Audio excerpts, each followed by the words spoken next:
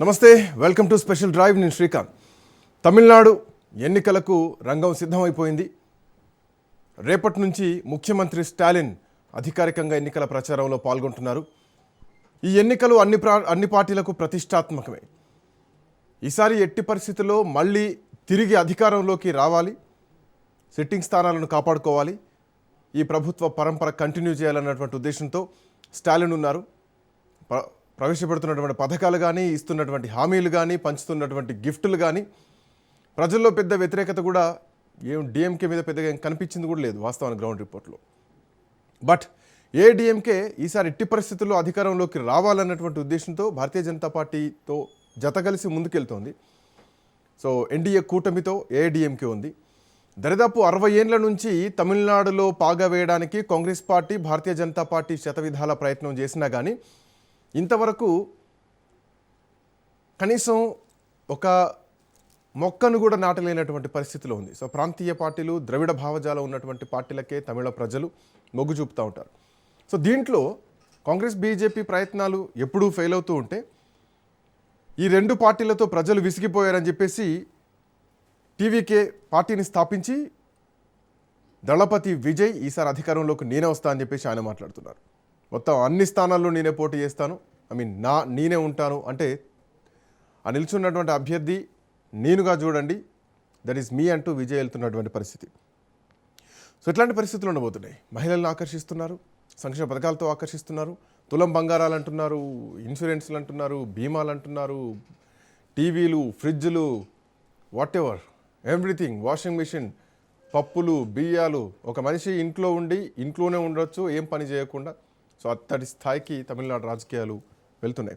మాట్లాడదాం. Professor Seshu sir మనతో పాటు అందుబాటులో ఉన్నారు. శేషు సార్ నమస్తే, గుడ్ ఆఫ్టర్నూన్. శ్రీకాంత్ నమస్తే. సో చాలా పెద్ద ప్రయోగాలు చేస్తున్నారు అందరికందరూ. డిఎంకేను కొట్టడానికి బ్రహ్మాస్త్రాలు తీస్తున్నారు, కానీ డిఎంకే పడిపోయే స్థాయిలో ఉందా? మరోవర్ స్టాలిన్ కూడా చాలా పెద్ద ప్రయోగమే చేస్తున్నారు. ఆల్మోస్ట్ 60 మంది కొత్త ముఖాలకి ఈసారి అవకాశం ఇస్తున్నారు. సో అధికారంలో ఉన్నారు కాబట్టి స్టాలిన్ మొహం చూసే వాళ్ళు ఓటేస్తారు, టీవీకే విజయ్ చూసే ఓటేయాలా, అటు పళనిస్వామిని చూసే, మోడీని చూసే ఓటేయాల్సినటువంటి పరిస్థితి. సో ఎట్లా ఉండొచ్చు ఈ ప్రయోగాలు, ఎట్లా ఉండొచ్చు మీ అనాలిసిస్? శ్రీకాంత్, ఇప్పుడు దేశవ్యాప్తంగా మనకి ఏప్రిల్ నెలలో 5 రాష్ట్రాల ఎన్నికలు జరుగుతున్నాయి. 5 రాష్ట్రాల్లో ఎన్నికలు చాలా కీలకమైనటువంటి రాష్ట్రాలు. ఎందుకు అంటున్నానంటే దరిదాపు 81 లోక్సభ స్థానాలు ఉన్నాయి 5 రాష్ట్రాలు. 824 పైగా శాసనసభ స్థానాలకు ఎన్నికలు జరుగుతున్నాయి. కాబట్టి బిగ్ ఎలక్షన్ గానే మనం చూడాలి. దీంట్లో 3 కీలకమైనటువంటి పెద్ద రాష్ట్రాలు, అటు వెస్ట్ బెంగాల్, ఇటు తమిళనాడు, అటు కేరళ. ఈ మూడిట్లో కూడా భారతీయ జనతా పార్టీకి ఎంత ఇబ్బందికరమైన పరిస్థితులు ఉన్నాయో మనందరికీ తెలుసు. భారతీయ జనతా పార్టీ ఒక ప్రయోగం చేస్తుంది. ఈ 3 రాష్ట్రాల్లో ఏ ఒక్క రాష్ట్రంలో కాలు మోపినా అది వాళ్ళ సక్సెస్ అయినట్టే గాని. అయితే ఈ 3 రాష్ట్రాలు వాళ్ళకి ఫలితాలు వ్యతిరేకంగా రావటానికి ఎక్కువ అవకాశాలు ఉన్నట్టుగా మనకి కనపడుతున్నాయి. ముఖ్యంగా తమిళనాడులో ఒక బిగ్ ప్రయోగం చేస్తుంది. అటు వెస్ట్ బెంగాల్లో, ఇటు తమిళనాడులో భారతీయ జనతా పార్టీ గట్టి ప్రయత్నాలే చేసింది. మీరు గత 2 లోక్సభ ఎన్నికలలో ఈ రాష్ట్రాల్లో బలంగా పుంజుకోవడానికి ప్రయత్నాలు చేసింది. కానీ కొద్దిగా వెస్ట్ బెంగాల్లో పర్వాలేదు అనిపించినా తమిళనాడులో లేదు కదా శ్రీకాంత్. 2024 లోక్సభ ఎన్నికల్లోనైతే తమిళనాడులో భారతీయ జనతా పార్టీ 0కు పరిమితమైంది. అన్నా డిఎంకే కూడా 0కు పరిమితం అయితే డిఎంకే వెరాజ్ మీకు 100% స్ట్రైక్ రేట్ కొట్టేసింది. 39 లోక్సభ స్థానాలకు 39 కొట్టేసింది. అయితే ఇప్పుడు ఉన్నటువంటి పరిస్థితి ఏంటి అంటే 1967 నుంచి మనం చూస్తున్నాం. ఎప్పుడు అన్నాదురాయి డిఎంకే పెట్టి తమిళనాడులో అధికారంలోకి వచ్చారో అప్పటి నుంచి 2021 వరకు ఇప్పుడు జరుగుతున్నటువంటి ఎన్నికల్లో ఈ ద్రవిడ పార్టీలదే అజమాయిషి, అక్కడ ఆధిపత్యం కొనసాగుతుంది. ద్రవిడ పార్టీలను కాదని ఇప్పుడు దేశవ్యాప్తంగా విస్తరించినటువంటి భారతీయ జనతా పార్టీకి కానీ, అత్యంత సుదీర్ఘ చరిత్ర ఉన్నటువంటి కాంగ్రెస్ పార్టీకి కానీ 67 తర్వాత తమిళనాడులో చోటే దొరకలే. తమిళనాడులో అవకాశాలే దొరకట్లేదు. అంటే ద్రవిడ్ పార్టీల ప్రభావం ఎంతుంది, వాళ్ళ ఆధిపత్యం, వాళ్ళ బలం ఎంతుందని చెప్పడానికి నేను ఈ పదం వాడాను. కాబట్టి 27 నుంచి దశాబ్దాలుగా ఆ రాష్ట్రంలో ద్విముఖ పోటీ, అయితే డిఎంకే లేకపోతే ఏఐడిఎంకే. మీరు చూడండి 2010 తమిళనాడులో ఇంకొక సాంప్రదాయం కూడా ఉండే శ్రీకాంత్, అది బ్రేక్ అయింది. ఏంటి అంటే ఒకసారి అధికారంలో ఉన్న పార్టీ ఇంకోసారి అధికారంలోకి రాలేదు. కానీ 2011, 2016లో వరుసగా మీకు ఏఐడిఎంకే గెలిచింది, జయలలిత నేతృత్వంలో ఏఐడిఎంకే గెలిచింది. బట్ ఆ సంప్రదాయాన్ని ఆ ఒక్క సందర్భంలోనే మిస్ అయింది. అయితే ఇప్పుడు ఈ ఎన్నికలు ప్రత్యేకం శ్రీకాంత్, ఎందుకనంటే మొట్టమొదటిసారి ద్విముఖ పోటీ కాకుండా ఎన్నికల వాతావరణాన్ని టీవీకే విజయ్ మార్చేసిండు, త్రిముఖ పోటీగా. చాలా విశ్వ ప్రయత్నాలు జరిగినాయి టీవీకే విజయ్ ని ఎన్డీఏ కూటమిలో చేర్చుకొని ఎన్నికని మరింత బలంగా తయారు చేయాలని, డిఎంకేకి మరింత పోటీ ఇవ్వాలని ప్రయత్నం చేసినప్పటికి కూడా విజయ్ తన మీద కాన్ఫిడెన్స్ తోటి, తనకు ఉన్నటువంటి నమ్మకం తోటి, ప్రజల్లో తెలుసుకోవాలనేటటువంటి ఉద్దేశంతో ఇప్పటికే 234 శాసనసభ స్థానాల్లో నిన్ననే అభ్యర్థులను ప్రకటించేసి ఎన్నికల ప్రచారం గతంలోనే ప్రారంభించిండు. ఇప్పుడు అఫీషియల్ గా కూడా ప్రారంభిస్తున్న సందర్భంలో ఈసారి తమిళనాడు రాజకీయ ముఖ చిత్రం ఏంటంటే మొదటిసారి చాలా దశాబ్దాల తర్వాత మొదటిసారి త్రిముఖ పోటీ అక్కడ అనివార్యం. అయితే ఇక్కడ ప్రశ్న ఏంటంటే అసలు ఇప్పుడు ఉన్న వరకు ఉన్నటువంటి ప్రీఫోల్ సర్వేలు చూస్తున్నాం మనం. కొన్ని ప్రీఫోల్ సర్వేలు వచ్చాయి శ్రీకాంత్ ఇప్పటికే. ప్రీఫోల్ సర్వేస్ అన్నిట్లో కూడా మీరు చెప్పినట్టు డిఎంకేకి ఎడ్జ్ ఉన్నట్టుగా కనపడుతుంది. డిఎంకే కూటమి బలంగా కనపడుతుంది. డిఎంకే కూటమిలో ఉన్న పార్టీలు కానీ డిఎంకే కానీ అధికారంలో ఉండటము, తర్వాత ఈ 5 సంవత్సరాలు కొంత సక్సెస్ఫుల్ గా పనిచేయటము, డిఎంకే సంక్షేమ పథకాలు ప్రజల్లోకి పోవటము, పెద్దగా ప్రభుత్వ వ్యతిరేకత కనపడట్లేదు. డిఎంకేకి కొంత కూటమి బలంగా ఉంది. మరి ముఖ్యంగా డిఎండికే పార్టీలు, పన్నీర్ సెల్వం లాంటి వాళ్ళు, శరత్ కుమార్ లాంటి వాళ్ళు, కమల్ హాసన్ లాంటి వాళ్ళు అందరూ కూడా స్టాలిన్ తో జతకట్టడం వల్ల Stalin DMK progressive alliance, socialistic progressive alliance, SPA కొంచెం బలంగా కనపడుతుంది మిగతా వాళ్ళ కంటే కూడా. కాబట్టి ఈ ప్రీఫోల్ సర్వేలలో కూడా వాళ్ళకి అనుకూలమైనటువంటి వాతావరణం ఉన్నటువంటి నేపథ్యంలో ఇప్పుడు రాష్ట్ర వ్యాప్తంగా జరుగుతున్న చర్చ ఏంటి అని అంటే విజయ్ ఎంత మేరకు కింగ్ అవుతాడా, కింగ్ మేకర్ అవుతాడా అనేటటువంటి ఒక చర్చ జరుగుతుంది. బట్ ఇప్పటి వరకు ఉన్నటువంటి సర్వేల ప్రకారంగా విజయ్ కి 11 నుంచి 15% ఓట్లు వస్తాయి. మూడో స్థానానికి పరిమితం అవుతున్నారంటే విజయ్ తను 234 మంది ఎమ్మెల్యేల అభ్యర్థులను ప్రకటించేటప్పుడు ఒక మాట చెప్పాడు. ఏం చెప్పాడంటే 234 శాసనసభ స్థానాల్లో టీవీకే గెలవటానికి మే 4 ఎదురు చూస్తుంది అని చెప్పాడు. మే 4 ప్రపంచం అంతా ఎదురు చూస్తుంది, మొత్తం 234 స్థానాల్లో గెలిచివేస్తాము టీవీకే అనేటు ఒక బలమైన మాట. దాంతో పాటు సార్ ఇంకో మాట, ఎక్కడ నిల్చున్న అభ్యర్థిని విజయ్ గానే చూడమని చెప్పారు. ప్రతి నియోజకవర్గం పేరు చెప్పి ఆ నియోజకవర్గంలో నిల్చుంటున్నది విజయ్ అని చెప్పారు. అవును. దాంతో పాటు పోటీ టీవీకేకి డిఎంకేగా మారుస్తున్నాడు. చూడండి తన ఎత్తుగడ అంతా కూడా చాలా ఒక పొలిటికల్ స్ట్రాటజిక్ గా వెళుతుంది. బట్ ప్రతి చోట కూడా ఈ పోటీ అనేది డిఎంకేని ఏఐడిఎంకేని 3వ స్థానంలోకి, ఎన్డీఏ కూటమిని 3వ స్థానంలోకి నెట్టే ఒక వ్యూహాత్మక ఎత్తుగడ చేస్తున్నాడు. అందుకే విజయ్ స్టాలిన్ సార్ అంటున్నాడు. ఇంకో పాయింట్, విజయ్ పోటీ చేస్తున్నది కూడా సౌత్ చెన్నై నుంచే ఆయన దిగుతున్నాడు. ఏదైతే స్టాలిన్ కంచుకోటో దానికి కూడా చెప్తాను శ్రీకాంత్. ఇప్పుడు టీవీకే డిఎంకే విజయ్ స్టాలిన్ సార్కే పోటీ అనేటటువంటి ఒక ఎత్తుగడ పబ్లిక్ లోకి పంపేటటువంటి క్రమంలో ఇది ఒక రాజకీయ ఎత్తుగడ. అయితే నేను చెప్పేది ఏంటి అని అంటే ఇప్పుడు 12 నుంచి 15% ఓట్లు గనక వస్తే విజయ్కి అది థర్డ్ ఫోర్స్ గా మిగిలిపోతుంది. అయితే ఎవరి విజయ అవకాశాలను దెబ్బతీస్తుంది, టీవీకే విజయ్ ఎవరి విజయ అవకాశాలను దెబ్బతీస్తారు అనేటటువంటి ఒక చర్చ కూడా రాజకీయ వర్గాల్లో పెద్ద ఎత్తున జరుగుతుంటే దీంట్లో 2 కోణాలు చూడాలి శ్రీకాంత్. 2 కోణాల్లో మొదటి కోణం ఏంటంటే టీవీకే విజయ్ ప్రభుత్వ వ్యతిరేక ఓట్లను చీలుస్తున్నాడు. ప్రభుత్వ వ్యతిరేక ఓట్లను చీలిస్తే అది డిఎంకేకి అడ్వాంటేజ్ అవుతుంది. This is one side coin కి రెండో సైడ్ ఏంటి అని అంటే టీవీకే విజయ్ నేపథ్యం జోసెఫ్ విజయ్ అని చెప్తున్నాడు. జోసెఫ్ విజయ్ అని చెప్పటంలోనే అక్కడ ఉన్నటువంటిది ఏంటంటే తమిళనాడులో లార్జ్ స్కేల్లో ఉన్నటువంటి క్రిస్టియన్ ప్లస్ దళిత ఓట్లను తన వైపుకు తిప్పుకునేటటువంటి ఎత్తుగడ. ఒకవేళ అదే గనక జరిగితే స్టాలిన్ కి ఇబ్బంది. స్టాలిన్ ఈ సెక్షన్ ఆఫ్ ఓటింగ్ ఏది విజయ్కి ఎవరైతే బలంగా నిలబడతారు అని మనం అనుకుంటున్నామో, ఏది దళిత్ క్రిస్టియన్ ఓటు, అది ఇప్పటి వరకు డిఎంకేకి బలంగా నిలబడ్డది, డిఎంకే వైపు ఉన్నది. కాబట్టి ఆ రెండో వైపు చూస్తే విజయ్ డిఎంకే ఓట్లను కూడా చీలుస్తున్నట్టుగా మనకు కనపడుతుంది. కాబట్టి బట్ రెండు పార్టీలకు ఏ స్థాయిలో నష్టం జరుగుతుంది, ఎవరిని ఓడిస్తాడు, ఎవరిని గెలిపిస్తాడు అనేది ఇవాళ తమిళనాడు రాజకీయాల్లో జరుగుతున్నటువంటి ఒక పెద్ద చర్చ.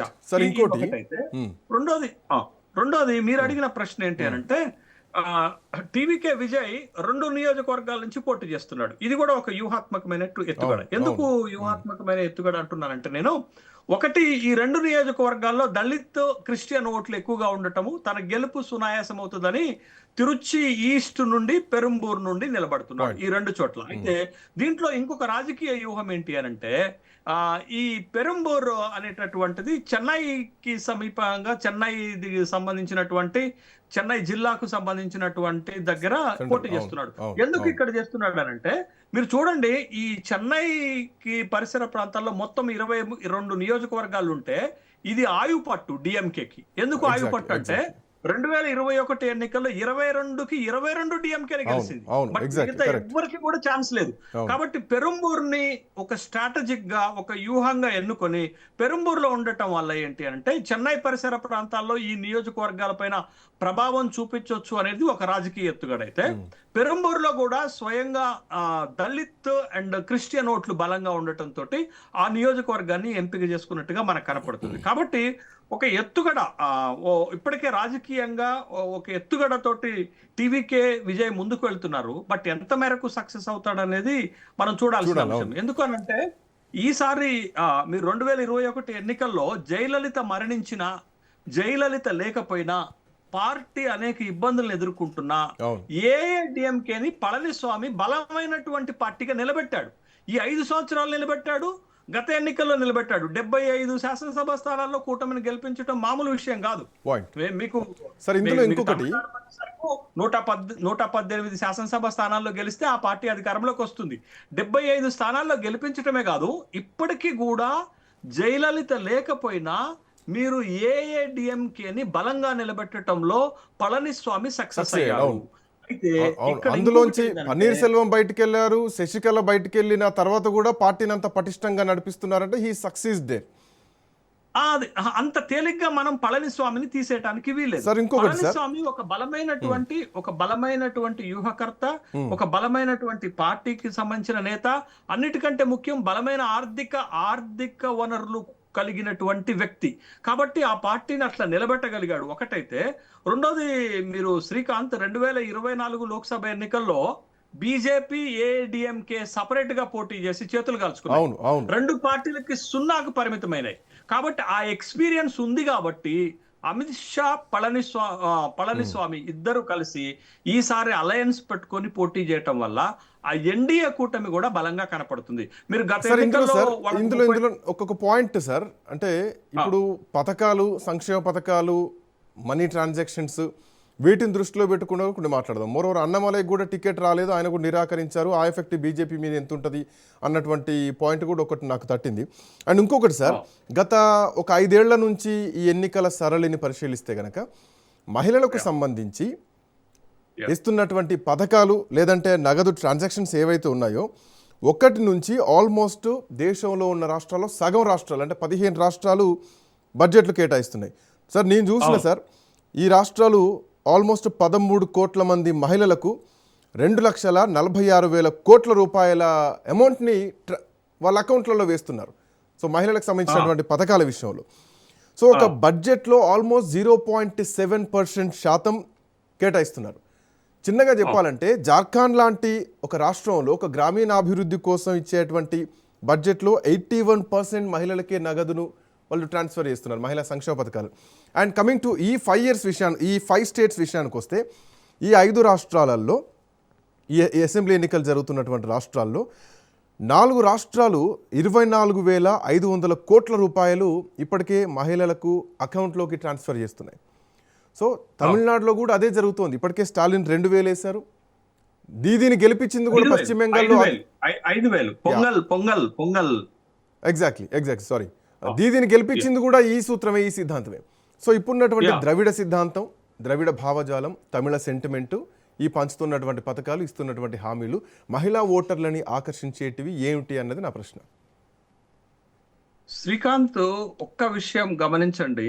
ఇవాళ దేశంలో ఏ రాష్ట్రంలో ఎన్నికలు జరిగినా ఏ పార్టీ అయినా వాళ్ళ మేనిఫెస్టోలో మహిళలకు సంబంధించినటువంటి హామీలే, ప్రామిసెస్ పెద్ద ఎత్తునిస్తున్నారు.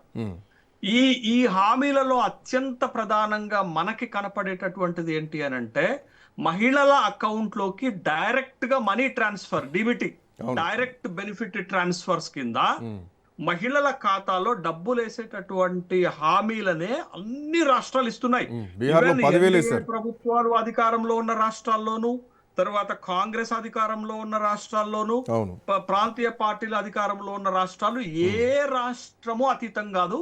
ఇప్పుడు మీరు ఒక ఎగ్జాంపుల్ చెప్పారు, జార్ఖండ్ ఎన్నికల సందర్భంగా సీఎం మయ్యా యోజన అని అక్కడ ఒక పథకం పెట్టారు. ఆ పథకమే జేఎంఎం ని అధికారంలోకి తీసుకొచ్చింది అనేటటువంటి విషయాన్ని మనం గమనించాలా. జేఎంఎం ఉన్న పొజిషన్స్ లలో అధికారంలోకి రావటము కష్టమని భావించిన సందర్భంలో హేమంత్ సోరెన్ తీసుకొచ్చినటువంటి ఈ పథకము వాళ్ళ ఓట్ బ్యాంకును కాపాడటమే కాదు, మహిళలను వాళ్ళ వైపుకు తిప్పటంతో ఎన్డీఏ, బీజేపీ ఎంత ప్రయత్నం చేసినా జార్ఖండ్ ని కొట్టలేకపోయారనేటటువంటి విషయం మనం గమనించాలి. అందుకే ఎన్డీఏ విజయ పరంపరని బ్రేక్ చేసింది జేఎంఎం, జార్ఖండ్ లో బ్రేక్ చేశారు. మీరు మధ్యప్రదేశ్ నుంచి లాడ్లీ బెహన్ పథకం ప్రారంభమైన దగ్గర నుంచి చూస్తే, మీరు ఢిల్లీలో కేజ్రీవాల్ ఈ పథకాన్ని ప్రారంభించిన దగ్గర నుంచి చూస్తే, సౌత్ ఇండియాతో పాటు western India, eastern India, north India మొత్తం అన్ని రాష్ట్రాలు ఈ పథకాలు చేస్తున్నాయి. ఎందుకు అనంటే ఇవాళ అన్ని రాష్ట్రాలలో మహిళా ఓటింగ్ శాతం ఎక్కువ, 0.1. రెండోది, బూత్ కొచ్చి ఓటేసేది మహిళ. కాబట్టి పార్టీలన్నీ కూడా మహిళా ఓట్ బ్యాంకుని తమ వైపుకు తిప్పుకోవటంలో, గెలవటంలో సక్సెస్ అవుతున్నారు. కాబట్టి ఇగో ఇలాంటి పథకాలను రూపొందిస్తున్నారు. మీకు ఎందుకంటే ఇవాళ ఇప్పుడు ఎలక్షన్ జరుగుతున్నటువంటి 3 కీలక రాష్ట్రాలు అనుకున్నాం కదా మనం, పెద్ద రాష్ట్రాలు అనుకుంటే, మీకు అక్కడ వెస్ట్ బెంగాల్లో లక్ష్మీ బండార్, ఇప్పుడు దీదీకి అత్యంత బలంగా ఉపయోగపడుతున్నటువంటి పథకము లక్ష్మీ బండారు, కన్యాశ్రీ పథకము, లక్ష్మీ బండార్ లాంటి పథకము మహిళల ఓట్లు తమ వైపుకు తిప్పుకుంటే, ఇక మీకు తమిళనాడులోనైతే 3 పార్టీలు వేలం పాట పాడినట్టే కదా. ఒకళ్ళు 2,000 ఇస్తారంటే, ఒక 2,500 ఇస్తానంటున్నారు, ఒకళ్ళు 1,500 ఇస్తారంటారు, ఒకళ్ళు 2,000 ఇస్తామంటున్నారు. అప్పుడు దీదీని గెలిపించినా, మహారాష్ట్రలో లక్కీ బెహన్ గెలిపించినా గానీ అన్ని మహిళల పథకాలు. లాడ్లీ బెహన్, లడ్కీ బెహన్, మీరు ఏ రాష్ట్రమన్నా తీసుకోండి. మొన్నటికి మొన్న జరిగినటువంటి బీహార్ ఎన్నికల్లో కూడా, బీహార్ ఎన్నికలకు ముందు జేడీయూకి సంబంధించినటువంటి నితీష్ కుమార్ 10,000 రూపాయలు మహిళల అకౌంట్లు వేశారు. మహిళల ఓటు బ్యాంకు పైననే అక్కడ గెలుపు సాధించడం సాధ్యమైందనే విషయాన్ని మనం గమనించాలి. కానీ సార్, తమిళనాడులో ఈ సెంటిమెంట్ పనిచేస్తుందా? ఎందుకంటే ఇది బీజేపీ సేమ్ స్ట్రాటజీ ఇక్కడ ప్లే చేస్తే, డిఎంకే నుంచి, డిఎంకే అధికారంలో ఉంది, టీవీకేకి ఆయన ఆర్థికంగా పెట్టలేడు కావచ్చు, ఇప్పటికే సఫకేటింగ్గా ఉన్నాడు, బట్ ఆయనకు ఫ్యాన్ ఫాలోయింగ్ ప్లస్ ఆయనకు ఓటు బ్యాంక్ ఏ విధంగా, కమ్యూనిటీ పరంగా ఓటు బ్యాంక్ ఏ విధంగా మారుతుంది అనేది ఇక్కడ పాయింట్. శ్రీకాంత్, ఒక్క మాట చెప్పి మీరు అడిగిన ప్రశ్నకు సమాధానం చెప్తాను. ఇవాళ కేరళలో కూడా కాంగ్రెస్ పార్టీ 5 గ్యారంటీస్ హామీ ఇచ్చింది. ఇది కాంగ్రెస్ కి ఒక కొత్త ఫార్ములా నేర్చుకున్నట్టుగా మనకు కనపడుతుంది. మీకు కర్ణాటకలో 5 గ్యారంటీలు, తెలంగాణకు వచ్చేసరికి 6 గ్యారంటీలు, ఇవాళ మళ్ళా కేరళకి వెళ్ళి 5 గ్యారంటీలు అనేటటువంటి ఒక ప్రోగ్రామ్ తీసుకున్నది. మీరు ఇటు తెలుగుదేశం పార్టీ అయినా, ఇటు కాంగ్రెస్ పార్టీ అయినా, ఈ రాష్ట్రాల్లో ఉన్నటువంటి ప్రాంతీయ పార్టీలు, జాతీయ పార్టీలు అన్ని కూడా మహిళలు, ముఖ్యంగా తెలుగు రాష్ట్రాలకు వచ్చేసరికి మహాలక్ష్మి పథకం కాంగ్రెస్ తీసుకొచ్చింది, మన పక్కన ఆంధ్రప్రదేశ్ కు వచ్చేసరికి ఆడబిడ్డ పథకం తీసుకొచ్చింది. ఇవన్నీ మహిళల అకౌంట్ లో డబ్బులు వేసేటటువంటి పథకాలే కదా. రెండోది, మీరు అడిగిన ప్రశ్న, తమిళనాడులో ఈ స్ట్రాటజీ వర్కౌట్ అవుతుందా అని ఒక ప్రశ్న అడిగారు కదా మీరు. తమిళనాడులో రెండు స్ట్రాటజీస్ ఎలక్షన్స్ లో చాలా స్పష్టంగా కనపడుతున్నాయి శ్రీకాంత్ మనకి. ఒకటి, సంక్షేమ పథకాలతోటి ఓటర్లను ఆకర్షించటం. రెండోది, కూటమి కులం. బట్ అక్కడ చాలా చాలా బలంగా పనిచేస్తున్నటువంటి ఈ 2 అంశాలు. ఒకటి కూటమి కులము, రెండవది మహిళలు, సంక్షేమ పథకాలు. ఈ ఈ స్ట్రాటజీని 3 పార్టీలు అమలు చేస్తున్నాయి. బట్ ఈ స్ట్రాటజీలో 3 పార్టీల కంటే డిఎంకే ముందుంది, ఒక అడుగు ముందుంది. కాబట్టి మనకి విన్నింగ్ స్ట్రాటజీ లేకపోతే పోల్ 3 లేకపోతే మూడ్ ఆఫ్ ద స్టేట్ అర్థమవుతుంది. బట్ డిఎంకే మిగతా 2 పార్టీల కంటే ఎన్డీఏ కూటమి కంటే టీవీకే కంటే ముందుండటానికి కారణం ఏంటి అని అంటే డిఎంకే కూటమి. ఆ కూటమిలో దగ్గర దగ్గర 15-12 పార్టీలు చాలా బలంగా ఉన్నాయి. మీకు ఉదాహరణకు విముక్తి చిరుతల కచ్చి విసికే పార్టీ, దళిత ఓటుని పోగు చేసుకొచ్చేటటువంటి పార్టీ, వైగో పార్టీ, తర్వాత డిఎండికే పార్టీ, తర్వాత కాంగ్రెస్ పార్టీ, తర్వాత ముస్లిం లీగ్ పార్టీ, తర్వాత సిపిఎం సిపిఐ లెఫ్ట్ పార్టీలు. అంటే ఒక కాంబినేషన్ ఒక కాంబినేషన్ కుదిరింది. ఎస్పీఏ కాంబినేషన్ అనేది కుదరటం వల్ల డిఎంకే బలంగా కనపడుతుంది. డిఎంకే మేనిఫెస్టో కూడా బలంగా ఉంది. డిఎంకే మేనిఫెస్టో కూడా చాలా అట్రాక్టివ్ గా ఆయా వర్గాలను ఆకర్షించేటటువంటి విధంగా ఉంది. ఇప్పటికే ఆ పథకాలు ఇంప్లిమెంట్ చేస్తున్నారు కాబట్టి ఒక పాజిటివ్ వే డిఎంకేకి కనపడుతుంది. బట్ డిఎంకే అనేకమైనటువంటి సంక్షేమ పథకాలు ప్రకటించింది. బట్ వెరాజ్ వాళ్ళ కూటమి వీక్ గా ఉంది. మీరు దాంట్లో ఏం కనపడుతుంది? అయితే ఏడిఎంకే, బీజేపీ కనపడుతుంది, పిఎంకే కనపడుతుంది. బట్ వెరాజ్ ఇంకా మీకు బలమైన పార్టీలు ఏం కనపడుతున్నాయి? సార్ ఇదే అంశం పైన మీరు చెప్తున్న దాంట్లో నాకు ఇంకొక డౌట్ కూడా వచ్చింది. అంటే మహిళల ఓటు బ్యాంకు తోటే గెలుస్తున్నాయి బీహార్ కానీ, మధ్యప్రదేశ్ కానీ, మహారాష్ట్ర కానీ, కర్ణాటక కానీ, తెలంగాణ కానీ. బట్ కొన్ని ఎగ్జాంపుల్స్ కూడా ఉన్నాయి. అవే పథకాలు ఇచ్చినటువంటి వైఎస్ఆర్ కాంగ్రెస్ పార్టీ ఓటమి పాలైంది పక్క రాష్ట్రం ఆంధ్రప్రదేశ్లో. అండ్ మోర్ ఓవర్ రాజస్థాన్లో కాంగ్రెస్ ప్రభుత్వాన్ని ఇందిరా మహిళా సమ్మాన్ యోజన పథకం కూడా కాంగ్రెస్ పార్టీ ప్రభుత్వాన్ని కాపాడలేకపోయింది. సో ఇట్లాంటి కొన్ని ఎగ్జాంపుల్స్ కూడా ఉన్నాయి కదా. సో వీటి మధ్యలో తమిళనాడు సిద్ధాంతాల నేపథ్యంలో ఎంతవరకు వర్కౌట్ అవుతుంది అన్నది ఇంకో పాయింట్. లేదు, మీరు చెప్పిన 2 స్టేట్స్ లో ఉన్న పరిస్థితులు ప్రత్యేకం. అక్కడ తమిళనాడులో రాజస్థాన్కి వచ్చేసరికి రాజస్థాన్ శాసనసభ ఎన్నికల్లో వర్కౌట్ అయినటువంటి స్ట్రాటజీ మీకు 2024 లోక్సభ ఎన్నికలకు వచ్చేసరికి వర్కౌట్ కాలేదు. బట్ వర్కౌట్ కాకపోవడానికి కారణం ఏంటి అని అంటే అక్కడ భారతీయ జనతా పార్టీలో ఉన్నటువంటి సంస్థాగతమైనటువంటి లోపాలు. అక్కడ విజయరాజే సింధియా లాంటి వాళ్ళని, తర్వాత వసుంధర రాజే సింధియాని ఇగ్నోర్ చేయటము, తర్వాత ఒక కొత్త వ్యక్తికి అక్కడ ముఖ్యమంత్రి పదవి అప్పచెప్పటము, తర్వాత కొన్ని కీలకమైనటువంటి భారతీయ జనతా పార్టీలో బలమైనటువంటి వర్గాలను ట్రస్ట్ చేయకపోవటం వల్ల ఆ విధమైనటువంటి ప్రతికూల ఫలితాలు వచ్చాయి అక్కడ. అంటే అక్కడ పొలిటికల్ వీక్నెస్ కనపడింది కానీ అడ్మినిస్ట్రేటివ్ వీక్నెస్ కాదు. అది రాజస్థాన్. తర్వాత మీకు ఆంధ్రప్రదేశ్ ఎక్స్పీరియన్స్ కి వచ్చేసరికి వెరాజ్ మీకు ఆంధ్రప్రదేశ్ లో ఒక మిస్టీరియస్ ఎలక్షన్ గానే మనం చూస్తున్నాం. మొత్తం దేశవ్యాప్తంగా దానిపైన చర్చ జరుగుతున్న సందర్భంలో మీరు అంత దారుణమైనటువంటి ఓటమి ఎదురైనా but YSR Congress party got 40% vote. 40% vote ఎక్కడి నుంచి వచ్చింది అనేది మీరు చూస్తే ఈ డిబిటీ ట్రాన్స్ఫర్ ఓటింగ్ కనపడింది. రెండోది ఆ పార్టీ ఎందుకు అంత దారుణంగా ఓడిపోయిందంటే బికాస్ ఆఫ్ ఓన్లీ కూటమి, తెలుగుదేశము, బీజేపీ, జనసేన. మీరు ఈ కూటమి కాకుండా 3 పార్టీలని వేరువేరుగా పోటీ చేస్తే 40% ఓటు బ్యాంకు తోటి YSR Congress party thumping majority తోటి అధికారంలోకి వస్తుంది. బట్ ఈక్వేషన్స్ అంటే ఓన్లీ మీరు ఓటింగ్ వచ్చింది బట్ ఫెయిల్యూర్ అయిపోయింది, గెలవలేకపోయింది పార్టీ. కారణం ఏంటి అంటే ఈ ఓటింగ్ కంటే సంక్షేమ పథకాల కంటే కూడా పొలిటికల్ పోలరైజేషన్ బలంగా పనిచేసింది. పొలిటికల్ పోలరైజేషనే కాదు శ్రీకాంత్, మీరు చాలా విశ్లేషణలలో చాలా ఒక అంశాన్ని ఇగ్నోర్ చేస్తున్నారు. మీకు ఆంధ్రప్రదేశ్ లో వైఎస్ఆర్ కాంగ్రెస్ ఓటమిలో ఎలక్షన్ కమిషన్ ఆఫ్ ఇండియా పాత్ర ఉందని నేను అంటాను. ఎందుకు తెలుసా అండి? ఎందుకు నేను ఈ మాట అంటున్నాను తెలుసా? వెస్ట్ బెంగాల్లో ఎన్నికల ప్రకటన జరగంలోనే 4 కీలకమైనటువంటి అధికారులను ఎలక్షన్ కమిషన్ తీసేసింది. అవును. అంటే ఎలక్షన్ కమిషన్ వాంటెడ్ గా ఒక పార్టీకి ఫేవర్ చేసేటటువంటి క్రమంలో 4 ఆఫీసర్ని తీసేసింది. అంటే చక్రబంధంలోకి లిఖించేటటువంటి ప్రయత్నము ఒక కాన్స్టిట్యూషనల్ బాడీ చేస్తుంది. ఒక రాజ్యాంగబద్ధమైనటువంటి సంస్థ కొన్ని పార్టీలకు మేలు చేసేటటువంటి నిర్ణయాలు తీసుకుంటుంది. 2024 ఆంధ్రప్రదేశ్ శాసనసభ ఎన్నికల సందర్భంలో కూడా అక్కడ సిఎస్ ని తీసేశారు, డీజీపీని తీసేశారు.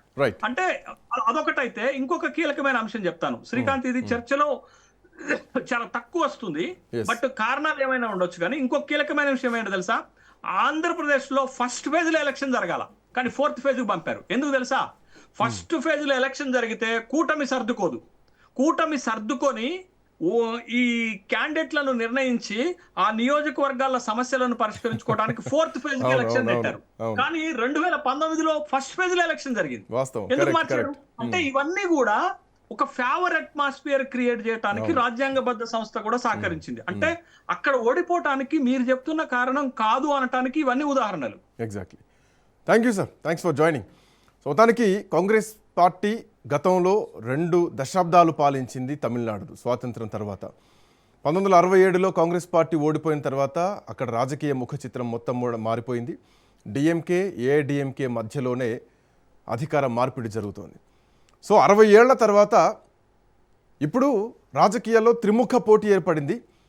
టీవీకే పార్టీ స్థాపించిన తర్వాత విజయ్ ఈసారి అధికారంలోకి వస్తానన్న ధీమా వ్యక్తం చేస్తున్నారు. ఒకవేళ విజయ్ అధికారంలోకి వస్తారా, డిఎంకేనే మళ్ళీ అధికారంలోకి వస్తుందా? డిఎంకే బలంగానే ఉంది, ఏఐడిఎంకే బలంగానే ఉంది, టీవీకే బలంగా ఉంది అంటూ స్టాలిన్కు సమవుజ్జీగా తానే దిగుతున్నానంటూ స్టాలిన్ కొండనే ఢీ కొడుతున్నాడు స్టాలిన్ నియోజకవర్గంలో, స్టాలిన్ కంచుకోటలో. చూద్దాం ఎట్లాంటి పరిణామాలు ఉన్నాయో. ఒక చెస్ ఆడినట్టుగా ఉంది తమిళనాడు రాజకీయాలు కానీ, అటు పశ్చిమ బెంగాల్ కానీ, ఇటు కేరళ కానీ. చూద్దాం ఈ ఆటలో రాజు ఎవరు, భటుడు ఎవరు. That's all for now. Next updates continue. Keep watching Raj News.